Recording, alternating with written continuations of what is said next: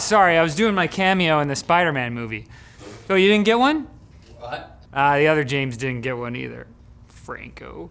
We're doing it this week on They're Just Movies. Silicon Lottery, the company who found, certified, and sold specific CPUs with guaranteed high performance, shut down a few months ago, but Intel may be finding a way to give you another chance at beating the house. Just so you know, statistically, you will not.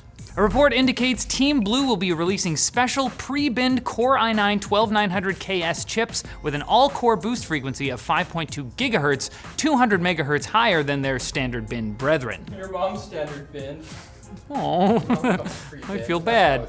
And its 8 performance cores are expected to handle overclocking better as well. They're basically like the Spartans of chips. You ever played that game? Spartan 2000? To be fair to Silicon Lottery, RIP, Intel has released higher clocked KS chips before, but the last one was the 9900KS back in 2019, so the timing seems a little insensitive. Too soon. Yeah, I mean, obviously not for whoever's going to drop $5,000 or whatever for this thing. They should be sitting at home, pouting, like we are. It's only proper. The official Bitcoin wallet app in the world's first country to make cryptocurrency legal tender Salvador. is enduring a flood of public complaints about identity theft and mysteriously disappearing funds. Thankfully, the ledger is public, so everyone can see just how badly the victims have been robbed. Wait, that doesn't help. The issues have eroded public sentiment in the country, whose crypto bro president has seen the value of his investments drop by nearly $6 million due to the recent fall in Bitcoin prices. Critics are also pointing out that government officials who are being sanctioned by the US for financial corruption have business ties to the official Chivo wallet, leading some to speculate that the whole Bitcoin as legal tender thing may have just been a ploy to launder money. The whole thing is a bit of a mess, which is really sad for the regular people of El Salvador who have been affected. They have diamond hands though. I mean, that won't help them at this point. The only thing that will help them is if they get this crypto volcano Bitcoin City project off the ground. I cross my fingers. And there's a new entrant in the world of gaming laptops, LG, who has historically focused on portability rather than gaming performance. Personally, I take my washer dryer combo everywhere. I'm going to my parents. They need my help. But LG's debutante looks like it's going to be no joke, with an RTX 3080 Max-Q GPU, an option for 32 gigabytes of RAM, and a 300Hz IPS display. Damn. It's also getting a USB 4 port in case you've been wondering where the heck those are gonna show up, as well as an Ethernet port, though it's a tad heavy at nearly 6 pounds. That's a heavy port. The Ethernet port. It's due out early next year, with LG saying more details will be coming at CES. Hey, you know what's not coming to CES? LMG. Staying home this year, watching some Transformers. Staying back. Michael Bay marathon. It's been on my mind for some reason. Ambulance. I am Omnicron. Now it's time for Quick Bits, brought to you by Pebblehost, provider of premium dedicated servers at affordable pricing starting at just $39.99 US per month. They dedicate their life to you. Pebblehost has everything from power-efficient Xeons to high-performance Ryzens, all located in the UK with instant setup on in-stock systems. We're talking automated OS reinstalls with one-click installations for Proxmox and cPanel, plus US and UK-based 24/7 support. So, check them out at the link below, and the first 200 people to do so will get 15% off their first month with the code LTT. Look, don't try to understand.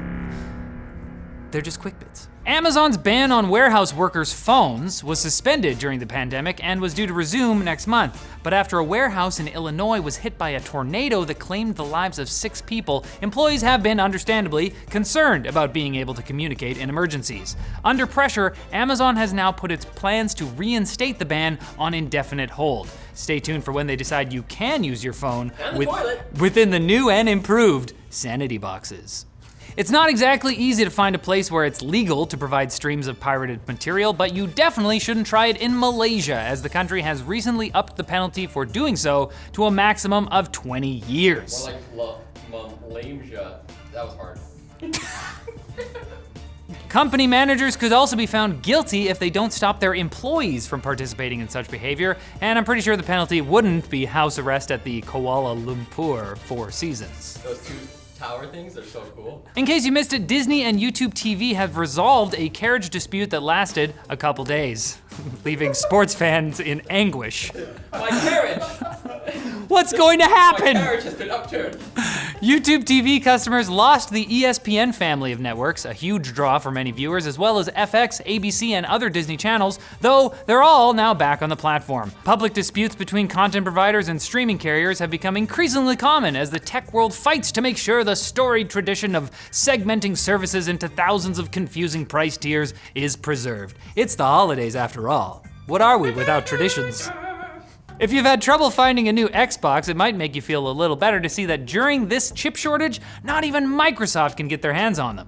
The company had to use dev kits instead of retail consoles to run a major Halo tournament over the weekend because of supply chain problems.